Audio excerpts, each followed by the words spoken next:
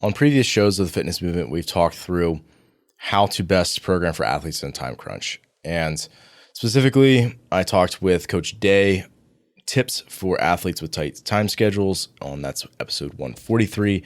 And lately, I talked with Coach Chris, make the most of your training time, episode 153.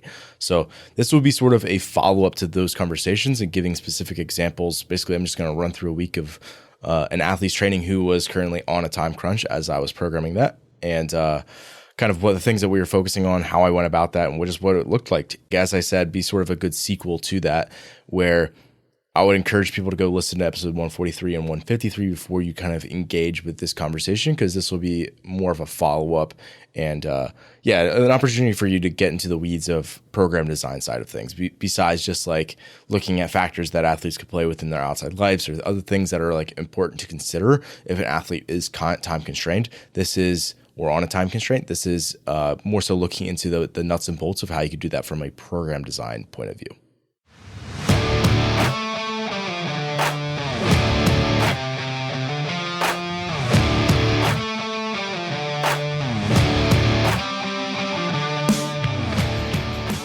The Fitness Movement is brought to you by Zor Fitness. We offer coaching and individualized program design, as well as educational content for coaches and athletes. It's all one place, zorfitness.com. So the example I want to go over today, as I said, it's a real example from an athlete's training program that I put together.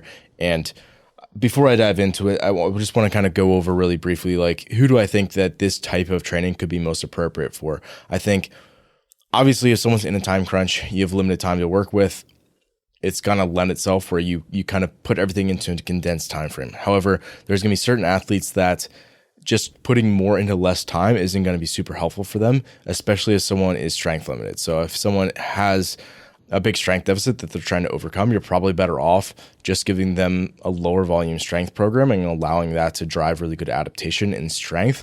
And then when they have more time, start to incorporate a little bit more conditioning into the program. And they're probably going to adapt to that well anyway, because if they're not super strong, they'll probably have a little bit better endurance. So yeah, ideally, this isn't necessarily someone who's working on a ton of strength and they're trying to fit more into the program in less time, as I said. Just by the nature of that, the power of the session is going to go down. Like if you're at really high power output, you have to have more rest, and more rest is just more time, right? So ideally, you're able to do things like high work, low work versus work rest, right? So rather than on off, thinking high low. So allowing the athletes to continue to move while they're actually recovering and in that process. So that's the type of thing that you can think about when maximizing an athlete's time. So ideally, they're not strength limited, or they have, maybe a good way to word this would be like they have the prerequisite strength for whatever level they're looking to compete. So if they're looking to become a semifinals level athletes, do they have, as a male, a 265 or a 345 pound snatch and clean and jerk, for example? Is their back squat well over 400 pounds? Like simple metrics, like do they have the numbers that they need, or is that something that they're very clearly continuing to work on? And that's one of the things that you could probably look on in this process. Not to say that you couldn't give us an athlete who has pretty good endurance protocols like this. However, it's just probably not going to be the thing that they need to hold most importantly in the program. I would say this probably also fits pretty well with a delivery limited athlete, meaning someone who has historically issues with longer time domains. They have maybe naturally a little bit higher tension. And again, for these people, oftentimes they're a little bit more wired towards strength and power, which is why they occlude so much. And that's why they're delivery limited athlete. Like their heart isn't as strong relative to their muscular contraction abilities. So in that case, an athlete like that, and that could probably be a whole podcast in and of itself, or several, frankly, that type of athlete will also lend itself a little bit better to doing this type of training, because that's just like more of the off-season type thing that they're going to need to continue to develop. And finally, I would say, like, if you haven't figured this out yet, based on what I'm saying, like I'm talking about competitive CrossFit athletes. So certainly we could fall other athletes into this, but the example I'm going to be giving was a competitive CrossFit athlete. So that's where I'm gearing this conversation towards. I should have probably said that up front. But yeah, I think that's who this is most appropriate for. And I would also say that this is probably not an optimal, let's call it a not a great long-term best practice, right? It's going to be easy to have things get skipped. just because like you're trying to get through a lot of stuff in a short amount of time.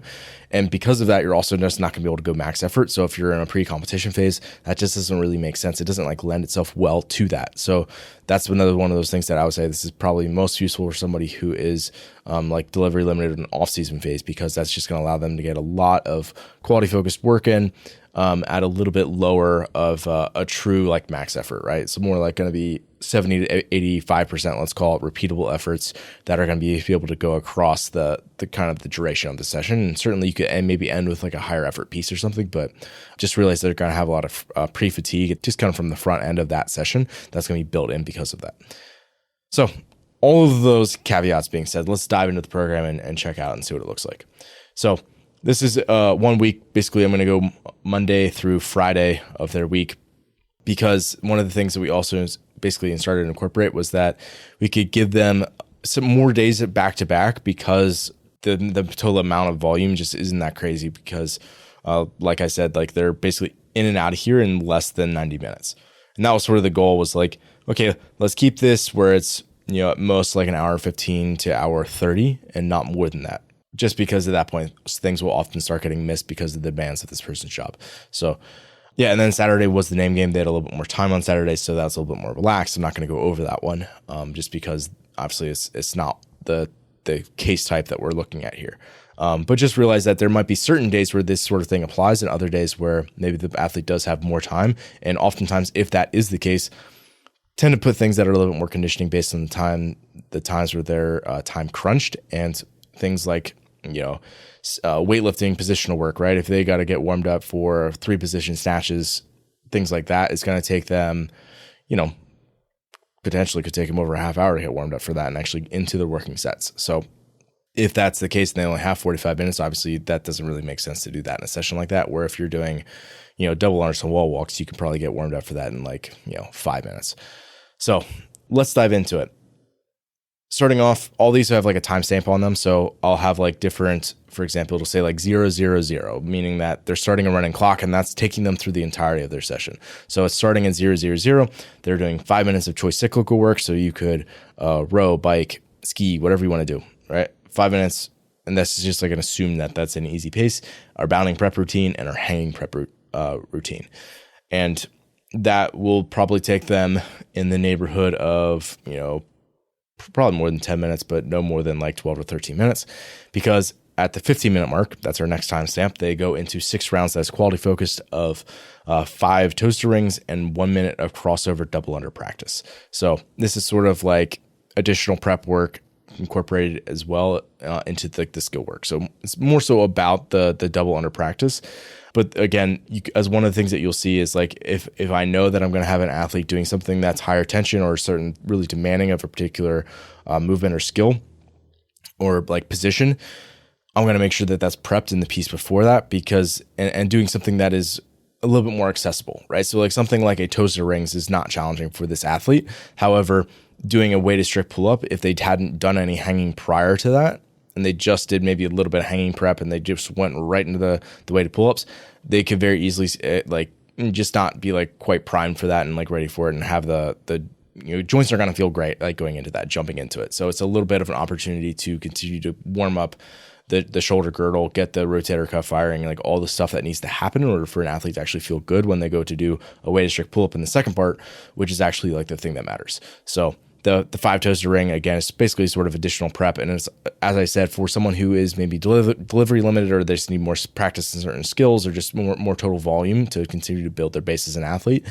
that's the sort of thing that's very helpful and lends itself well. So basically the 6 rounds of 5 toaster ring, 1 minute crossover double under practice is more so focused on the skill work and prep work for the next part, which starts at the 25-minute mark, every 2 minutes for 5 sets, 2 weighted strict pull-ups. And they're basically starting at something that's very doable and building to a tough double for the day. So that's one of the things that's where for this athlete was continuing to work on the gymnastics abilities. And just, again, the weighted strict pull-up was one way to kind of slice that. And then at the 40-minute mark, again, one of the things that, if I take a step back before I move on to that part, one of the things that's really helpful is when you're writing this type of program is to put the intervals on every every X minutes or every 2.5 minutes, every 2 minutes for whatever you're doing, or an EMOM, for example, because you know exactly how long it's going to take for them to get through that. And then you know how much rest they're going to have before the next part. Or if it was like, 5x2 weighted strict pull up, they might do those sets every 2 minutes. They might do them every 4 minutes. And now all of a sudden the session bleeds out and they have to cut off the end of the piece. So it's important that if you are in this type of, the person's on a time constraint, make sure to keep them on a clock for all of the stuff, not just the individual pieces, because otherwise they're going to mess up their timestamps. Next was the 40-minute mark. They're going to do a 12-minute air bike at a nasal cap, just meaning you can go as fast as you want, provided that you keep your mouth shut. And really for there's multiple use cases for the nasal cap thing. I have a video on it if you want to check it out. I'll link to it. But that's it's in this case, it was just like limiting their output. It's as simple as that, like limiting their output so that they are able to actually move effectively in the following piece, which was 12-minute air bike at a nasal cap, rest 1 minute into 40 bar facing burpees for times. Because one of the things we've identified with this athlete is that when we get into bigger sets of burpees, like big chunks of work, that it's the confidence isn't there more than anything else, right? So we had done other burpee progressions or just like giving them like more burpee density up to this point. Or maybe not even density, like more so just like volume, and it's just giving more exposures of the movement, building up tolerance to be able to continue to move in the way that we want them to move for burpees, to perform at the level that we want them to perform. And then finally, now it's like getting to the point where, okay, let's do larger chunks of work at a time and make sure that the technique holds up. So pre-fatiguing that with just like general leg fatigue and cardiac fatigue, just getting the breathing and whole systemic work rate up with the air bike, resting 1 minute just to basically give them a transition time and to catch their breath real quick, and then into 40 bar facing burpees for time. So that's why I didn't want the air bike going crazy. If it was like a 12-minute AMRAP, if air bike, you probably aren't going to be able to burpee because your legs are going to be so blown up from that. So keeping their mouth shut is one way to make sure that they're staying a little bit more aerobic. And that's why I used it in that case. And that was sort of like the last, obviously 40 bar facing burpees for time after a hard 12-minute bike or a challenging 12-minute bike is no joke. So that was sort of like, you're not going to get anything productive after you go through a painful bout like that. And also they're at the end of their time. So that's kind of why I structured it that way. And then finally at the 60-minute mark, 5-minute easy air bike and our banded shoulder health routine, just to keep everything happy. That's a pretty good basic outline that you would see. Like, let's go through some prep work. Let's go through some more so skill or like strength-based work that's on a clock, like every X amount of minutes, you're doing, this amount of sets, this amount of reps, just to make sure that the quality is staying where you want it. And then that you can also dictate the work rest that way really well, where you want a small amount of work relative to the amount of rest for strength work, and then you'll flip it around for the conditioning piece, like you see I did there.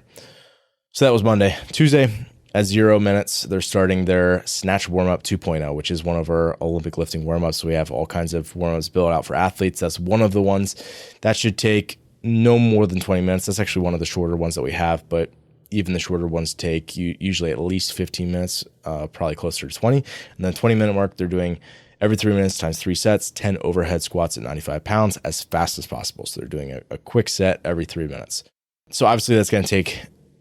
it would look like it would take 9 minutes, but in all reality, it's not going to take that because you're actually going to be finished probably, before the 8-minute mark, you're going to be finished with that.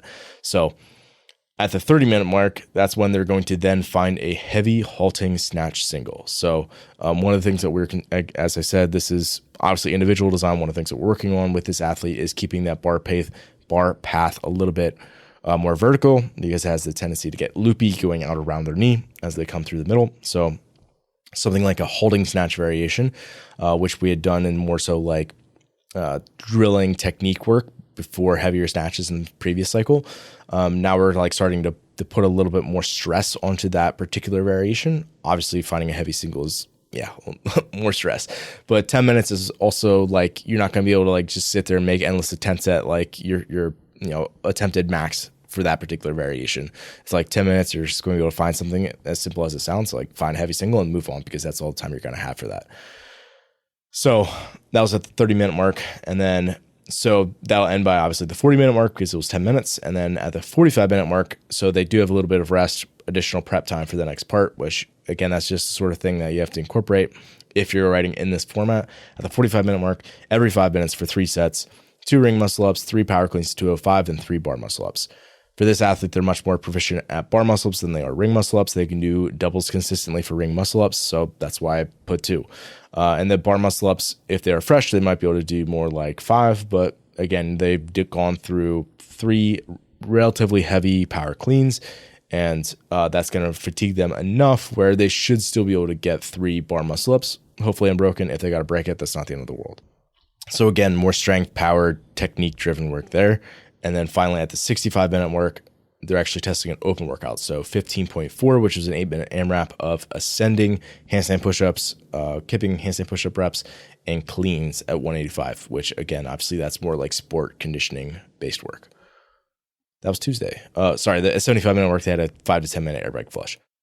Wednesday, at 0, they're doing a 2-minute ski, a 2-minute bike erg, 2-minute row. Into 3 rounds of a 15-second handstand hold with the soles to wall.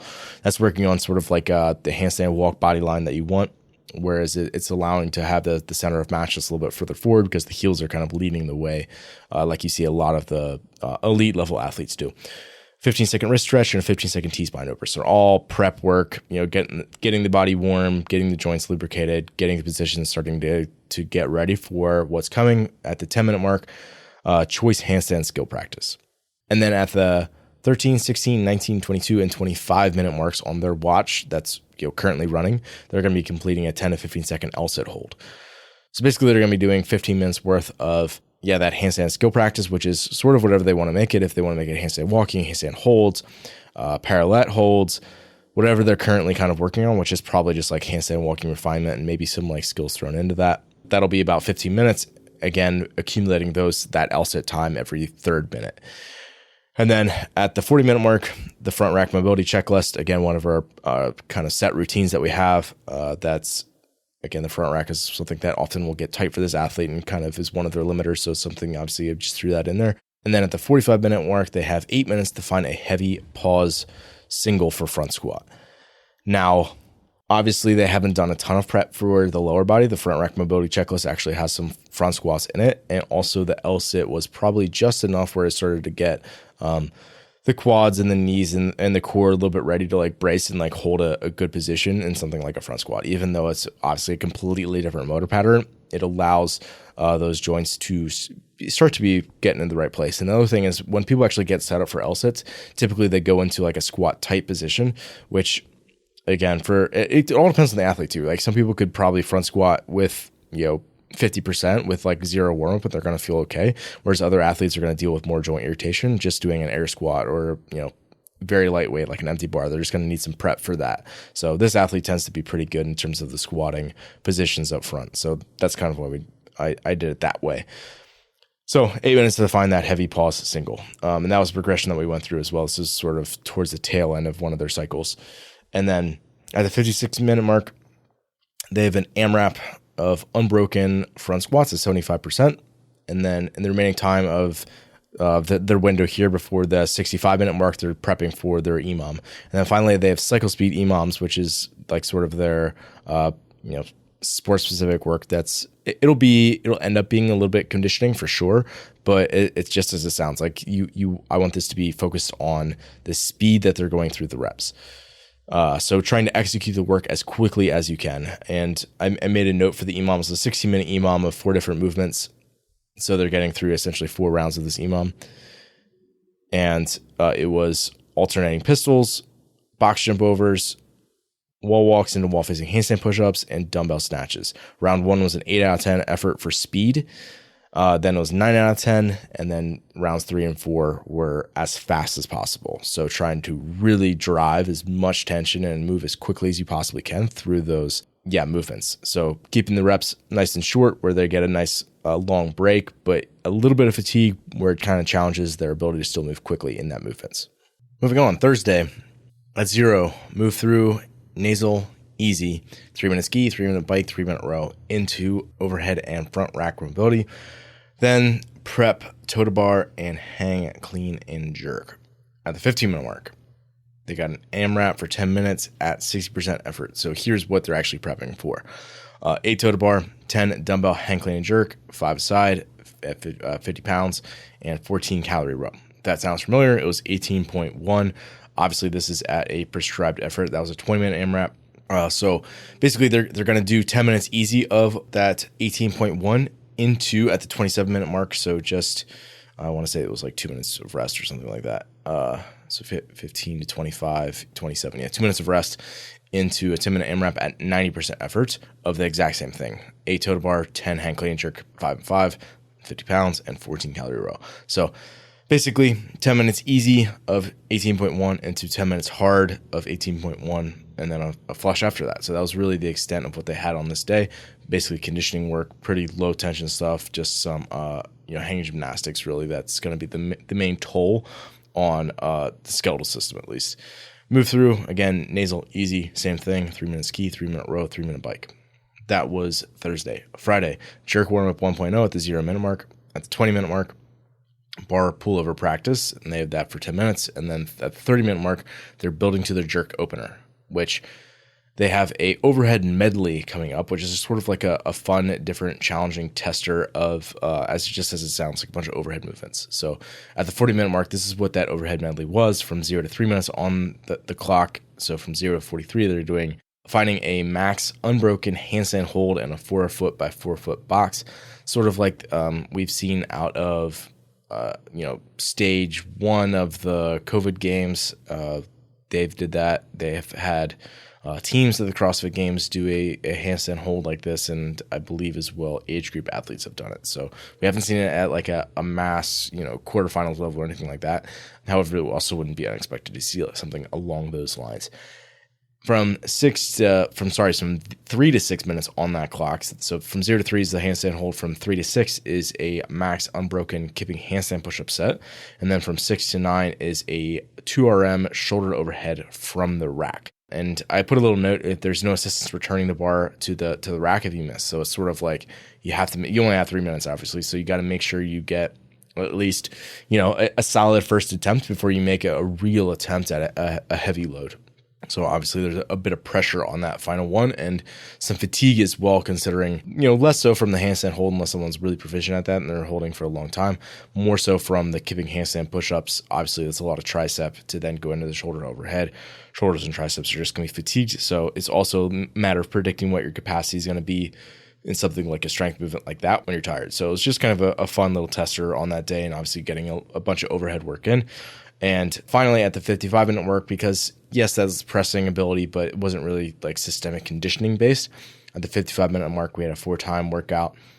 It was 5 hang squat cleans, 5 A jumps to 12 inches, and then 5-10, 5-15, 5-20, 5 and 25 respectively of a hang squat clean and an A jump. I like a hang squat clean for the reason of if I want people to kind of be forced to hang on to the bar more than they want to. Whereas if a squat clean, obviously most athletes are just going to do singles in a setting like that. Whereas if it's a hang squat clean, all of a sudden people are kind of forced to hang on to the bar, even if they don't necessarily want to, just because they get punished because they have to do a deadlift every single rep to get up to the hip, standing up all the way, and then go into the next rep. So you're kind of forced to hang onto the bar. So it just makes it a little bit more challenging. And then after that workout, they then go into a 5 to 10 minute aerobic flush and our foam roller routine, which takes 6 to 7 minutes. And that was it for the time crunched programming, like on the timestamps, because Saturday was the name game. And then we had .com was the name of the workout because it was a .com workout. 3 rounds of 5 L pull-ups, 15 push-ups, 5 L pull-ups, 15 push-ups, and a 750 meter row. And as well as we had some snatch strength work and some other stuff before that. So overall, pretty good week, a lot of productive training and not a lot of time, which is sort of the name of the game for this athlete during this phase of their training. So that's one way to do it. That's the way I've done it before for athletes and had some good success with it. And you can get quite a bit done in the amount of time that they have. And athletes know exactly how long it's going to take. And they have to stay really focused throughout their session, all which I think are good benefits of this type of training.